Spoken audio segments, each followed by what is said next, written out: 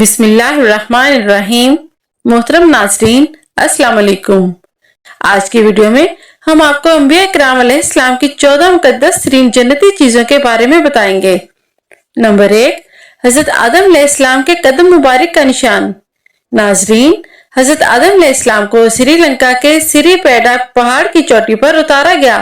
اس وقت حضرت آدم علیہ السلام کے پاؤں پہاڑ پر اور سر آسمان میں تھا، اور پھر حضرت آدم علیہ السلام کا قد مبارک کم کر کے 60 گز اور چوڑائی 7 گز کر دی گئی۔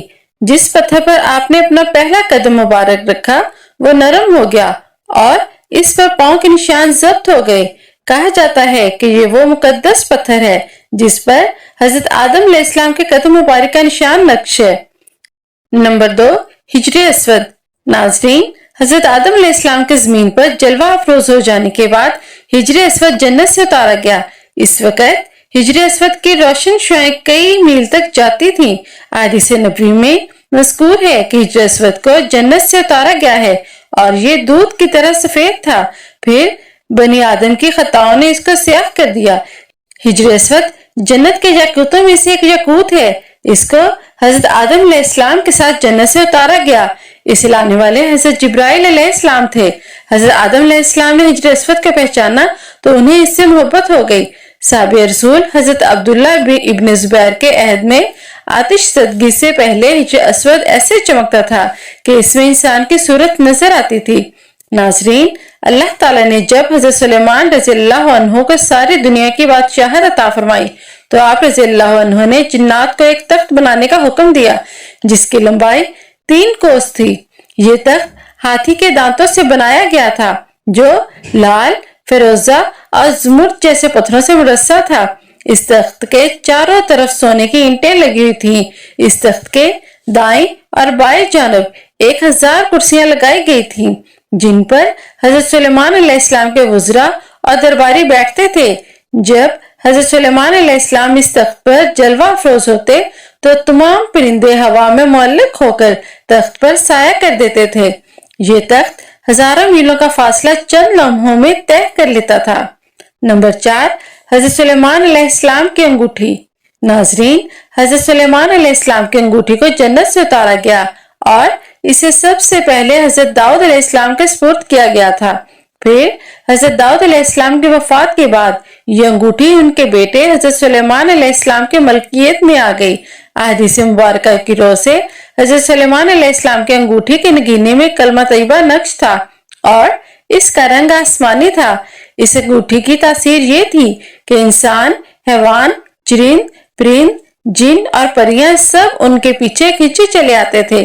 حضرت سلیمان علیہ السلام کی وفات کے بعد یہ انگوٹھی غائب ہو گئی۔ نمبر 5، مقام ابراہیم۔ حضرت ابراہیم علیہ السلام نے اللہ تعالیٰ کے حکم سے خانہ کعبہ کی تعمیر کی تھی۔ تعمیر کے وقت جب خانہ کعبہ کی دیواریں ہاتھ کی اونچائی سے اوپر ہو گئیں تو حضرت ابراہیم علیہ السلام ایک پتھر پر کھڑے ہو کر چنائی کا کام کرنے لگے۔ حضرت ابراہیم علیہ السلام کے قدم مبارک کی برکت اور تعظیم کے طور پر یہ پتھر موم کی طرح نرم ہو گیا اور اس میں حضرت ابراہیم علیہ السلام کے پاؤں کے نشان نقش ہو گئے۔ اسے مقام ابراہیم بھی کہا جاتا ہے جو مسجد حرام کے صحن میں خانہ کعبہ کے قریب موجود ہے۔ نمبر 6، تابوت سکینہ۔ حضرت آدم علیہ السلام کے اس دنیا میں تشریف لانے کے بعد اللہ رب العزت نے انہیں شمشاد نامی ایک درخت کی مضبوط لکڑی اور سونے سے بنا ہوا ایک صندوق عطا فرمایا جسے تابوت سکینہ کا نام دیا گیا اور اسے جنت سے اتارا گیا تھا۔ پھر یہ صندوق تمام نبیوں سے ہوتا ہوا حضرت سیدنا موسیٰ علیہ السلام تک پہنچا۔ اس صندوق کی برکت سے بنی اسرائیل پر آنے والی مصیبتیں ٹل جاتی تھیں۔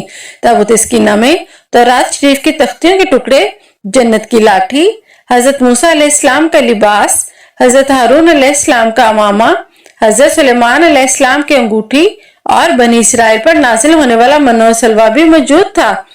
نمبر 7، کشتی نوح۔ ناظرین، جب قوم نوح کی سرکشی اپنے عروج پر پہنچی تو اللہ رب العزت نے حضرت نوح علیہ السلام کو قوم پر آنے والے طوفان کی خبر دی اور آپ علیہ السلام کو ایک کشتی تیار کرنے کا حکم دیا۔ کشتی بنانے کے لیے لکڑی کی ضرورت تھی، چنانچہ حضرت نوح علیہ السلام نے ساکوان نام کے درخت لگائے۔ ان کی لکڑی بہت مضبوط تھی۔ یہ درخت 100 سال میں تیار ہوئے۔ حضرت نوح علیہ السلام اگلے 100 سال تک کشتی بنانے میں مصروف رہے۔ دنیا کی اس پہلی کشتی میں 3 منزلیں بنائی گئی۔ سب سے نچلی منزل حیوانات، جانوروں اور حشرات کے لیے تھی۔ درمیانی منزل میں چوپائے اور دیگر جانور موجود تھے، جبکہ سب سے اوپر والی منزل میں حضرت نوح علیہ السلام اور ان کے اصحاب سوار تھے۔ نمبر 8، ہیکل سلیمانی۔ ناظرین، ہیکل سلیمانی دراصل ایک مسجد یا ایک عبادت گاہ تھی۔ حضرت سلیمان علیہ السلام نے اللہ کے حکم سے جنات سے تعمیر کروائی تھی تاکہ لوگ اس کی طرف منہ کر کے یا اس کے اندر نماز ادا کریں۔ ہیکل سلیمانی سے پہلے یہودیوں کے ہاں عبادات کے لیے کسی طرح کا مناسب انتظام نہیں تھا، بس ایک خیمہ تھا جس میں تابوت سکینہ رکھا ہوا تھا۔ چنانچہ حضرت سلیمان علیہ السلام نے ہیکل سلیمانی کی تعمیر کروائی اور اس میں تابوت سکینہ رکھوا دیا۔ پھر بابل کے بادشاہ بخت نصر نے جب بیت المقدس پر حملہ کیا تو اس نے ہیکل سلیمانی کو مکمل طور پر تباہ کر ڈالا۔ یہودیوں کے مطابق مسجد اقصی کی موجودہ دیوار گریا ہیکل سلیمانی کا باقی ماندہ حصہ ہے، اس لیے یہودی یہاں ہیکل تعمیر کرنا چاہتے ہیں۔ نمبر 9، حضرت صالح علیہ السلام کی اونٹنی۔ ناظرین، حضرت صالح علیہ السلام قوم سمود کی طرف نبی بنا کر بھیجے گئے۔ آپ علیہ السلام نے جب قوم سمود کو توحید کی دعوت دی تو قوم نے آپ سے یہ معجزہ طلب کیا کہ آپ اس پہاڑی کی چوٹی سے ایک اونٹنی نکالیں جو خوب فربا ہو اور ہر قسم کے عیب و نقص سے پاک ہو۔ حضرت صالح علیہ السلام نے اس چٹان کی طرف اشارہ فرمایا تو چٹان فوراً پھٹ گئی اور اس میں سے ایک نہایت خوبصورت قد و قامت والی اونٹنی نکل آئی جو گابن تھی اور اس نے ایک بچہ بھی جنا۔ یہ اونٹنی اپنے بچے کے ساتھ میدانوں میں چلتی پھرتی اور ہر دوسرے دن کنویں کا سارا پانی پی جاتی۔ جب یہ دودھ دیتی تو پوری قوم کے برتن دودھ سے بھر جاتے تھے۔ آخر قدار بن سالف ناکر نامی ایک شخص نے اس اونٹنی کو قتل کر ڈالا، جس کے بعد قوم سمود پر اللہ رب العزت کا عذاب نازل ہوا۔ نمبر 10، عصائے موسیٰ۔ ناظرین، حضرت موسیٰ علیہ السلام کا عصا مبارک جنت کی لکڑی سے بنا ہوا تھا۔ اسے حضرت آدم علیہ السلام جنت سے لائے تھے اور پھر یہ مختلف انبیاء کرام سے ہوتا ہوا حضرت موسیٰ علیہ السلام تک پہنچا تھا۔ اس جنتی لاٹھی کا نام نواح تھا۔ حضرت موسیٰ علیہ السلام کا عصا مبارک 10 گز لمبا تھا اور اس کے 2 شاخیں تھی جو اندھیرے میں روشنی کا کام دیتی تھی۔ یہ عصا سوتے میں پہرا دیتا اور چلتے ہوئے ساتھ ساتھ چلا کرتا تھا، دشمنوں اور درندوں کو مارتا تھا، کنویں سے پانی نکالنے کے لیے رسی بن جاتا اور حضرت موسیٰ علیہ السلام کا سامان بھی اٹھاتا تھا۔ جب اسے زمین میں گاڑ دیا جاتا تھا تو یہ درخت بن کر حسب خواہش پھل دیتا تھا۔ فرعون کے دربار میں یہ اژدہا بن کر جادوگروں کے تمام سانپ نکل گیا۔ اس عصا مبارک سے حضرت موسیٰ علیہ السلام کے کثیر معجزات ظاہر ہوئے۔ نمبر 11، قمیض یوسفی۔ حضرت یعقوب علیہ السلام اپنے بیٹے حضرت یوسف علیہ السلام کی جدائی سے بڑے غمگین ہوئے اور ان کے غم میں آنسو بہا بہا کر ان کی آنکھوں کی روشنی مدھم ہو گئی۔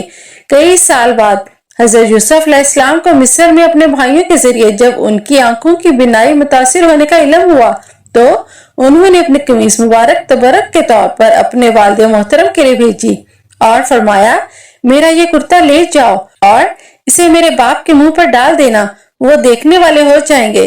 جب حضرت یوسف علیہ السلام کے بھائیوں نے وہ کرتا حضرت یعقوب علیہ السلام کے چہرے پر ڈالا تو حضرت یعقوب علیہ السلام کی بینائی لوٹ آئی۔ نمبر 12، زمزم۔ آب زمزم تقریباً 5500 سال پہلے اللہ کے نبی حضرت سیدنا اسماعیل علیہ السلام کی ایڑیوں کی برکت سے جاری ہوا۔ آپ علیہ السلام کی والدہ حضرت ہاجرہ علیہ السلام نے پانی کی تلاش میں صفا اور مروہ کے 7 چکر لگائے۔ پھر جب وہ مروہ سے حضرت اسماعیل علیہ السلام کی طرف آئیں تو حضرت اسماعیل علیہ السلام زمین پر اپنی ایڑیاں رگڑ رہے تھے، جہاں پر اللہ نے پانی کا ایک چشمہ جاری فرما دیا۔ بعد ازاں زمزم کو ایک کنویں میں تبدیل کر دیا گیا۔ نمبر 13، حضرت اسماعیل علیہ السلام کا مینڈا۔ ناظرین، حکم خداوندی کے مطابق جب حضرت ابراہیم علیہ السلام نے حضرت اسماعیل علیہ السلام کو ذبح کرنے کے لیے لٹایا تو اللہ تعالیٰ نے جنت سے ایک مینڈا بھیج دیا جو حضرت اسماعیل علیہ السلام کی جگہ قربان ہو گیا۔ یہ وہی مینڈا تھا جو حضرت آدم علیہ السلام کے بیٹے حابیل نے اللہ کی راہ میں قربان کیا تھا۔